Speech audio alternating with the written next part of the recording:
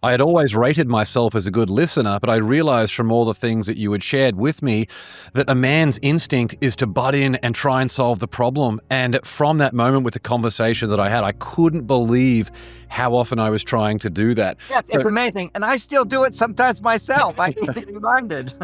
We can't stop it, right? So clearly it's not about the socks. If the woman's nagging about the socks, it's not about the socks. And the man is just trying to butt in and solve the problem. So if the husband takes a step back and realizes like, hey, it's not about the socks. There's a lot bigger picture here. And instead of me having that tendency to always butt in and solve the problem, let me understand that she just needs to download. She just needs to communicate. That frees the man up to be able to be more present, which brings more connection into the relationship.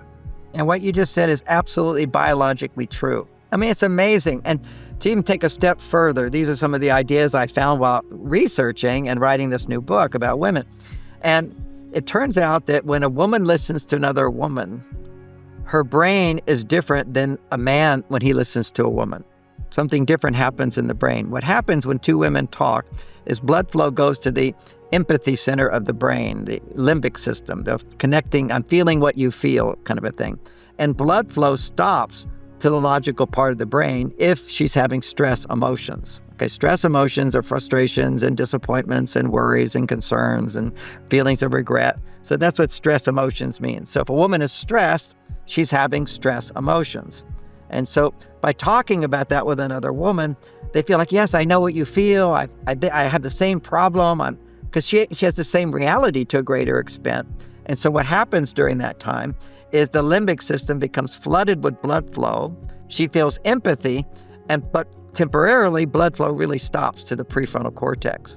When a man listens to a woman, blood flow, if she tells him you don't have to fix it, then blood flow will go to the limbic system, about 50% of what a woman experiences. So we'll have some empathy, but then blood flow will always go up to the prefrontal cortex, where he's going to be optimistic and think, oh, I can help you with that. And it will actually go to the action part of his brain, where he not only feels optimistic, but motivated to do something to help you. And this is the difference between a man and a girlfriend. She's not that motivated. Men will devote their lives. You make him your hero, he'll die for you. This is men. For thousands of years, we do dirty, difficult, dangerous jobs. We're happy to do them as long as it makes our wife happy. Women don't do that, okay? That's not what they do for each other either. So get the men to do that. Okay? Yeah, they're too smart. Yeah, exactly. But we can now see the brain functioning there and hormones functioning is that when a man does not grumble or complain, but does something that's difficult or challenging, his testosterone will go high. And men need high testosterone to lower stress.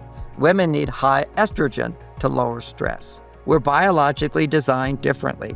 For women, they need 10 to 20 times more estrogen than a man to lower their stress. And for men, we need 10 to 20 times more testosterone than your average woman in order to lower stress. So this makes us two different worlds.